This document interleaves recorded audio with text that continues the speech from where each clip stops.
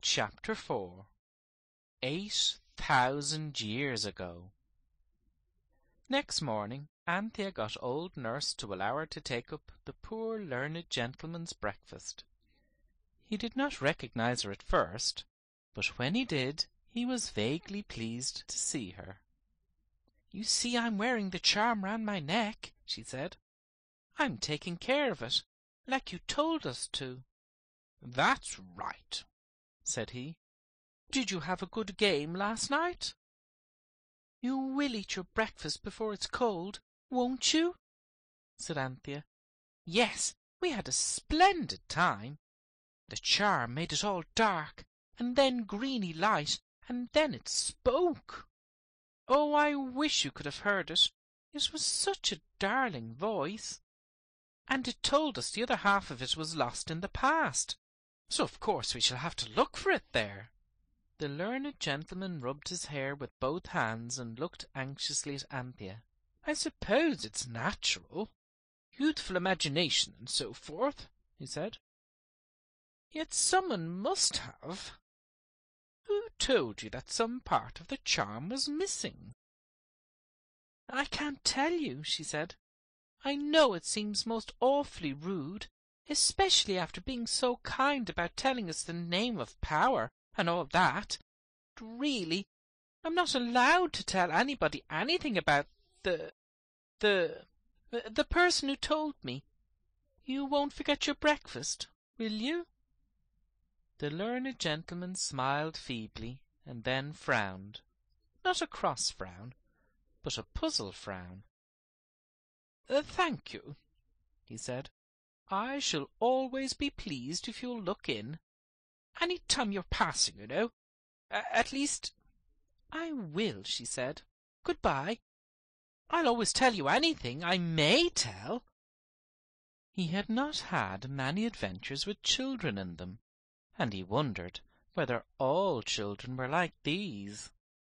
He spent quite 5 minutes in wondering before he settled down to the 52nd chapter of his great book on The Secret Rites of the Priests of Amun-Ra. It is no use to pretend that the children did not feel a good deal of agitation at the thought of going through the charm into the past. That idea that perhaps they might stay in the past and never get back again was anything but pleasing. Yet no one would have dared to suggest that the charm should not be used, and though each was in its heart very frightened indeed, they would all have joined in jeering at the cowardice of any one of them who should have uttered the timid but natural suggestion, "Don't let's!" It seemed necessary to make arrangements for being out all day, for there was no reason to suppose that the sound of the dinner bell would be able to reach back into the past, and it seemed unwise to excite old nurse's curiosity when nothing they could say, not even the truth, could in any way satisfy it.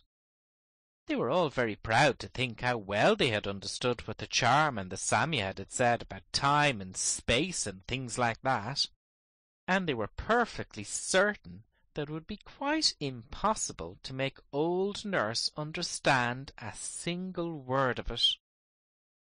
So they merely asked her to let them take their dinner out into Regent's Park, and this, with the implied cold mutton and tomatoes, was readily granted. "You can get yourselves some buns or sponge cakes, or whatever you fancy like," said old nurse, giving Cyril a shilling. "Don't go getting jam tarts now. So messy at the best of times, and without forks and plates, ruination to your clothes. Besides your not being able to wash your hands and faces afterwards." So Cyril took the shilling, and they all started off. They went round by the Tottenham Court Road to buy a piece of waterproof sheeting to put over the Psammead in case it should be raining in the past when they got there, for it is almost certain death to a Psammead to get wet. The sun was shining very brightly, and even London looked pretty. Women were selling roses from big baskets full, and Anthea bought 4 roses, 1 each, for herself and the others. They were red roses and smelt of summer, the kind of roses you always want so desperately at about Christmas time, when you can only get mistletoe, which is pale right through to its very scent, and holly, which pricks your nose if you try to smell it. So now everyone had a rose in its buttonhole, and soon everyone was sitting on the grass in Regent's Park, under trees whose leaves would have been clean, clear green in the country, but here were dusty and yellowish and brown at the edges. "We've got to go on with it," said Anthea, "and as the eldest has to go first, you'll have to be last, Jane. You quite understand about holding on to the charm as you go through, don't you, Pussy?" "I wish I hadn't got to be last," said Jane.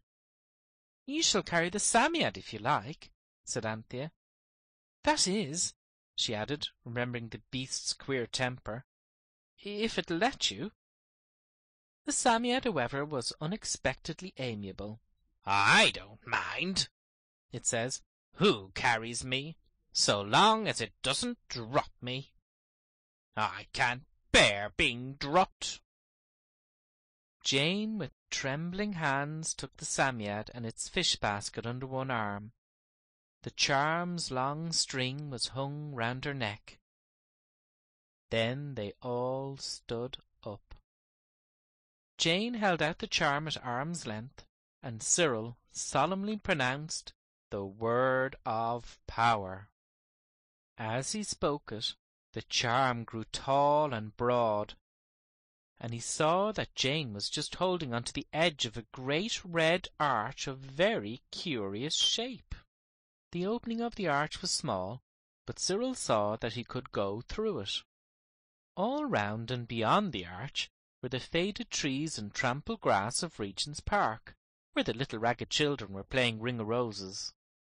But through the opening of it shone a blaze of blue and yellow and red. Cyril drew a long breath and stiffened his legs so that the others should not see that his knees were trembling and almost knocking together. "Here goes," he said, and, stepping up through the arch, disappeared. Then followed Anthea. Robert, coming next, held fast, at Anthea's suggestion, to the sleeve of Jane, who was thus dragged safely through the arch. And as soon as they were on the other side of the arch, there was no more arch at all, and no more Regent's Park either, only the charm in Jane's hand, and it was its proper size again. They were now in a light so bright that they winked and blinked and rubbed their eyes. During this dazzling interval, Anthea felt for the charm and pushed it inside Jane's frock so that it might be quite safe. When their eyes got used to the new wonderful light, the children looked around them. The sky was very, very blue, and it sparkled and glittered and dazzled like the sea at home when the sun shines on it. They were standing on a little clearing in a thick, low forest. There were trees and shrubs and a close, thorny, tangly undergrowth. In front of them stretched a bank of strange black mud. Then came the browny-yellowy shining ribbon of a river. Then more dry, caked mud, and more greeny-browny jungle. The only things that told that human people had been there were the clearing, a path that led to it, and an odd arrangement of cut reeds in the river. They looked at each other. "Well," said Robert, "this is a change of air." It was. The air was hotter than they could have imagined, even in London in August. "I wish I knew where we were," said Cyril. "Here's a river now. I wonder whether it's the Amazon or the Tiber or what." "It's the Nile," said the Psammead, looking at the fish-bag. "Then this is Egypt," said Robert, who had once taken a geography prize. "I don't see any crocodiles," Cyril objected. His prize had been for natural history. The Psammead reached out a hairy arm from its basket and pointed to a heap of mud at the edge of the water. "What do you call that?" it said, and as it spoke the heap of mud slid into the river, just as a slab of damp mixed mortar will slip from a bricklayer's trowel. "Oh!"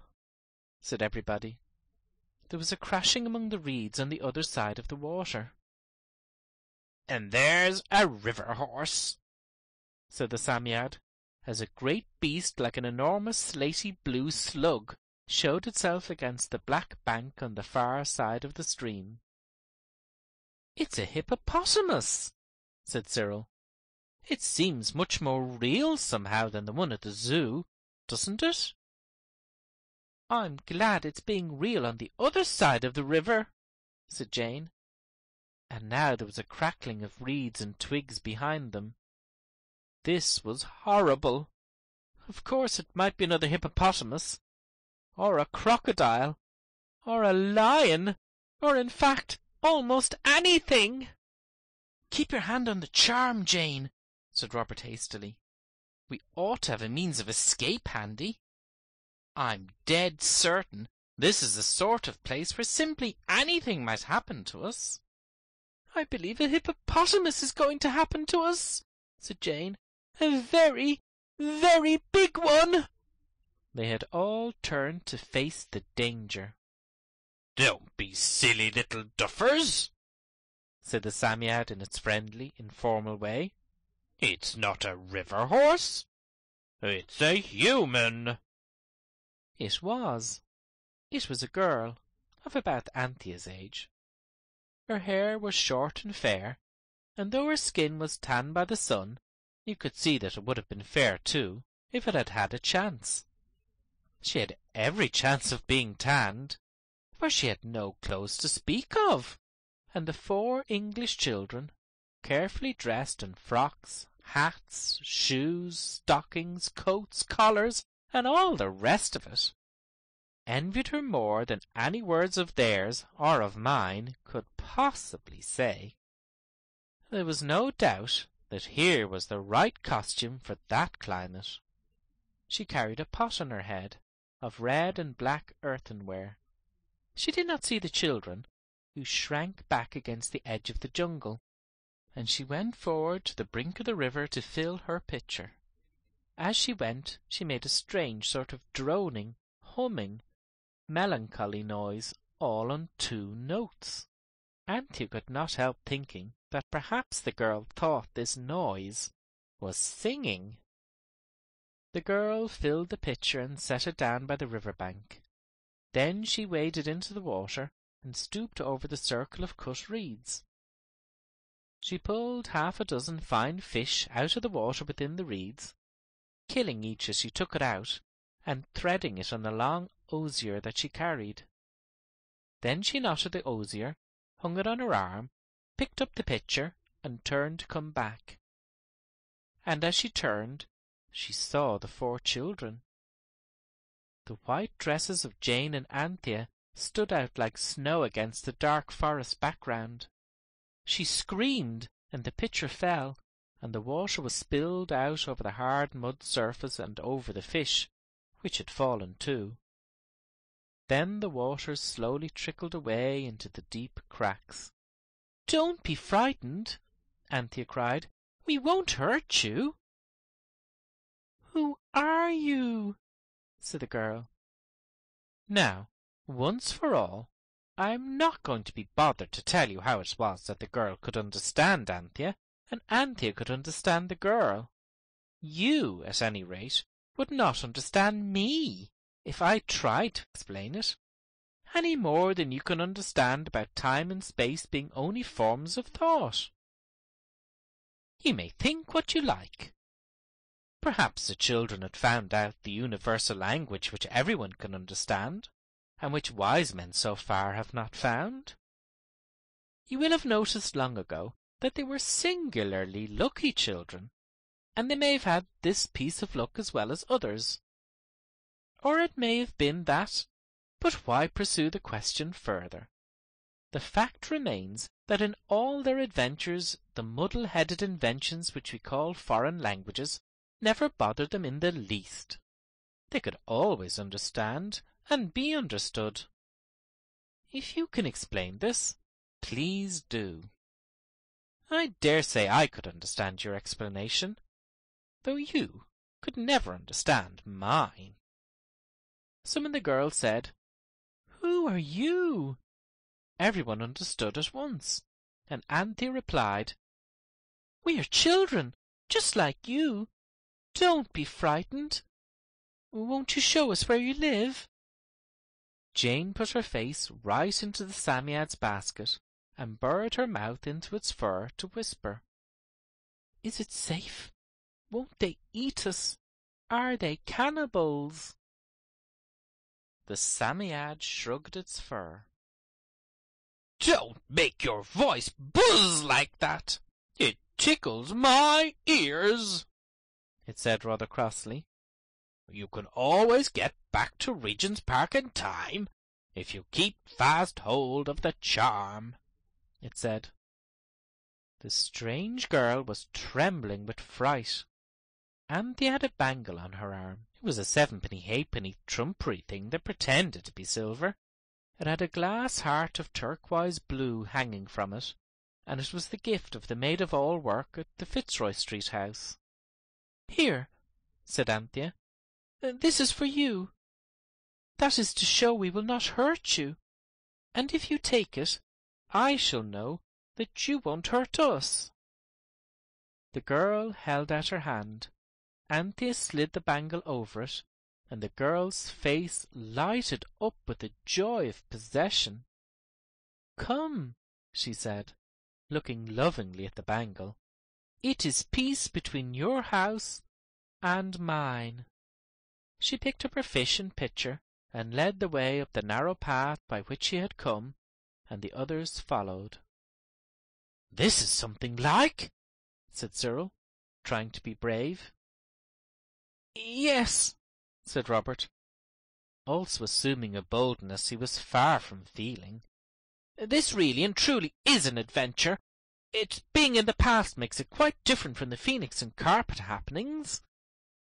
The belt of thick-growing acacia trees and shrubs, mostly prickly and unpleasant-looking, seemed about half a mile across.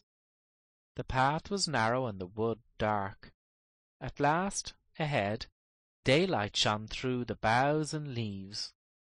The whole party suddenly came out of the wood's shadow into the glare of the sunlight that shone on a great stretch of yellow sand, dotted with heaps of grey rocks, where spiky cactus plants showed gaudy crimson and pink flowers among their shabby, sand-peppered leaves. Away to the right was something that looked like a grey-brown hedge, and from beyond it blue smoke went up into the bluer sky, and over all the sun shone till you could hardly bear your clothes. "That is where I live," said the girl, pointing.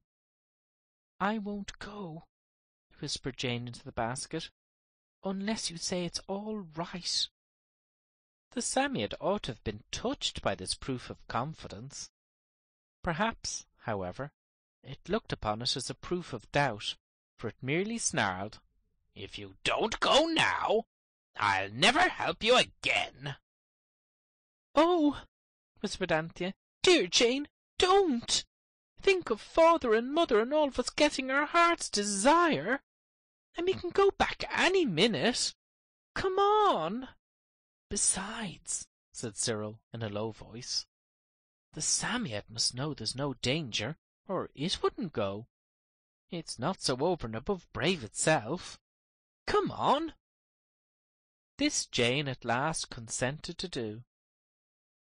As they got nearer to the browny fence, they saw that it was a great hedge about 8 feet high, made of piled-up thorn bushes. "What's that for?" asked Cyril. "To keep out foes and wild beasts," said the girl. "I should think it ought to, too," said he. "Why, some of the thorns are as long as my foot." There was an opening in the hedge, and they followed the girl through it. A little way further on was another hedge, not so high, also of dry thorn bushes, very prickly and spiteful looking, and within this was a sort of village of huts.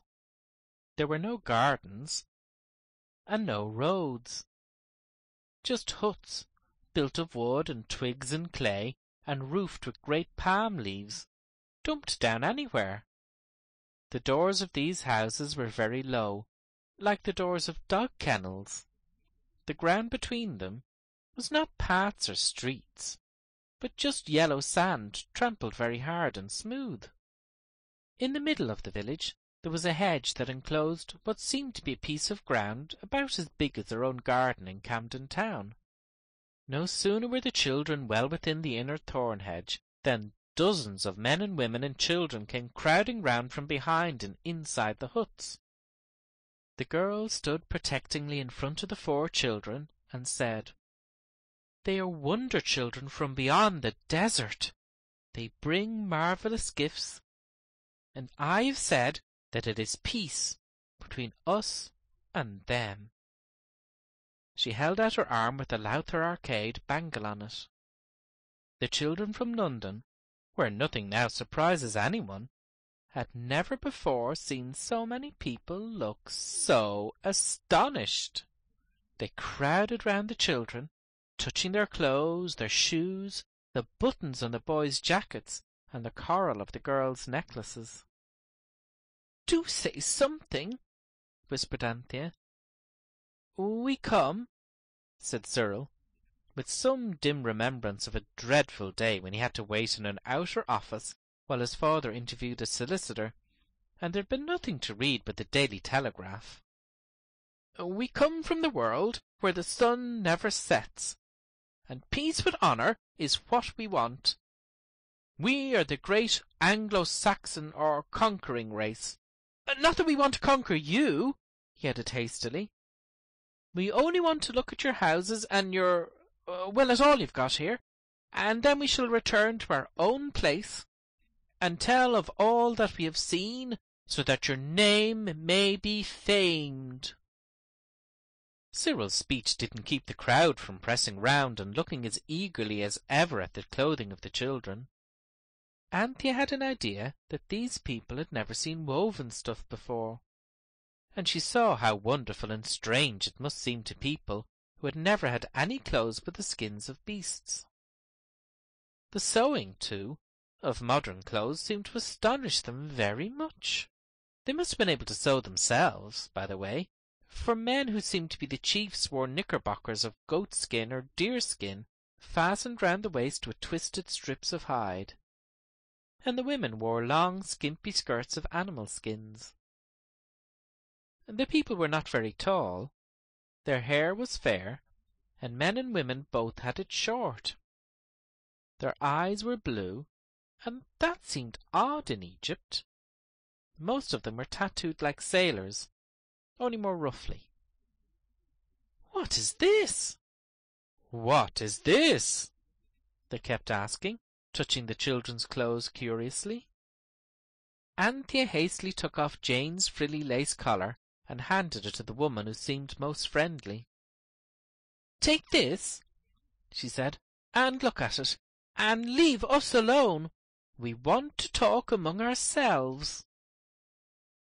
She spoke in the tone of authority which she had always found successful when she had not time to coax her baby brother to do as he was told.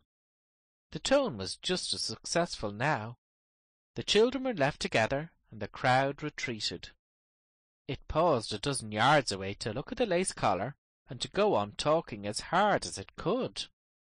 The children will never know what those people said, though they knew well enough that they, the 4 strangers, were the subject of the talk. They tried to comfort themselves by remembering the girl's promise of friendliness, but of course the thought of the charm was more comfortable than anything else. They sat down on the sand in the shadow of the hedge-drowned place in the middle of the village, and now for the first time they were able to look about them and to see something more than a crowd of eager, curious faces. They here noticed that the women wore necklaces made of beads of different coloured stone, and from these hung pendants of odd, strange shapes, and some of them had bracelets of ivory and flint. "I say," said Robert, "what a lot we could teach them if we stayed here." "I expect they could teach us something too," said Cyril. "Did you notice that flint bracelet the woman had that Auntie gave the collar to? That must have taken some making. Look here, they'll get suspicious if we talk among ourselves, and I do want to know about how they do things. Let's get the girl to show us round, and we can be thinking about how to get the amulet at the same time. Only mind, we must keep together." Anthea beckoned to the girl, who was standing a little way off looking wistfully at them, and she came gladly. "Tell us how you made the bracelets, the stone ones," said Cyril. "With other stones," said the girl. "The men make them." "We have men of special skill in such work." "Haven't you any iron tools?" "Iron?" said the girl. "I don't know what you mean." It was the first word she had not understood. "Are all your tools of flint?" asked Cyril. "Of course," said the girl, opening her eyes wide. I wish I had time to tell you of that talk. The English children wanted to hear all about this new place, but they also wanted to tell of their own country. It was like when you come back from your holidays and you want to hear and to tell everything at the same time. As the talk went on, there were more and more words that the girl could not understand, and the children soon gave up the attempt to explain to her what their own country was like, when they began to see how very few of the things they had always thought they could not do without were really not at all necessary to life. The girl showed them how the huts were made. Indeed, as one was being made that very day, she took them to look at it. The way of building was very different from ours. The men stuck long pieces of wood into a piece of ground the size of the hut they wanted to make. These were about 8 inches apart. Then they put in another row, about 8 inches away from the first, and then a third row, still further out. Then all the space between was filled up with small branches and twigs, and then daubed over with black mud, worked with the feet till it was soft and sticky like putty. The girl told them how the men went hunting with flint spears and arrows, and how they made boats with reeds and clay. Then she explained the reed thing in the river that she had taken the fish out of. It was a fish trap. Just a ring of reeds set up in the water, with only one little opening in it. And in this opening, just below the water, were stuck reeds slanting the way of the river's flow, so that the fish, when they had swum sillily in, sillily couldn't get out again. She showed them the clay pots and jars and platters, some of them ornamented with black and red patterns, and the most wonderful things made of flint and different sorts of stone, beads and ornaments and tools and weapons of all sorts and kinds. "It is really wonderful," said Cyril patronizingly, "when you consider that it's all 8,000 years ago." "I don't understand you," said the girl. "It isn't 8,000 years ago," whispered Jane. "It's now, and that's just what I don't like about it. I say, do let's get home again before anything more happens. You can see for yourselves the charm isn't here." "What's in that place in the middle?" asked Anthea, struck by a sudden thought, and pointing to the fence. "That's the secret, sacred place," said the girl in a whisper. "No one knows what is there. There are many walls, and inside the insidest one it is. But no one knows what it is except the headsmen." "I believe you know," said Cyril, looking at her very hard. "I'll give you this if you'll tell me," said Anthea, taking off a bead ring which had already been much admired. "Yes," said the girl, catching eagerly at the ring. "My father is one of the heads, and I know a water charm to make him talk in his sleep. And he has spoken. I will tell you. But if they know I have told you, they will kill me. In the insidest inside there is a stone box, and in it there is the amulet. No one knows whence it came. It came from very far away. Have you seen it? asked Anthea. The girl nodded. Is it anything like this? asked Jane, rashly producing the charm. The girl's face turned a sickly greenish white. Hide it! Hide it! she whispered. You must put it back. If they see it, they will kill us all.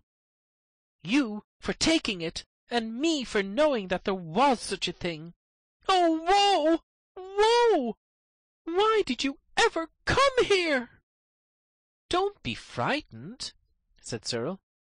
They shan't know.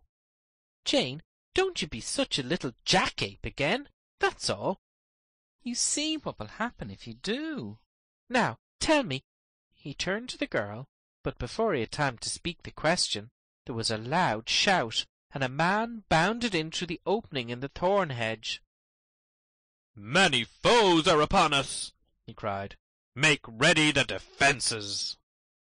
His breath only served for that, and he lay panting on the ground. Oh, do let's go home, said Jane. Look here, I don't care. I will. She held up the charm. Fortunately, all the strange, fair people were too busy to notice her. She held up the charm, and nothing happened. You haven't said the word of power, said Anthea. Jane hastily said it, and still nothing happened. Hold it up to the east, you silly, said Robert. Which is the east? said Jane, dancing about in her agony of terror. Nobody knew, so they opened the fish bag to ask the Psammead. And the bag had only a waterproof sheet in it. The Psammead was gone. Hide the sacred thing! Hide it! Hide it! whispered the girl. Cyril shrugged his shoulders and tried to look as brave as he knew he ought to feel. Hide it up, pussy, he said. We're in it for now. We've just got to stay and see it out. End of chapter 4.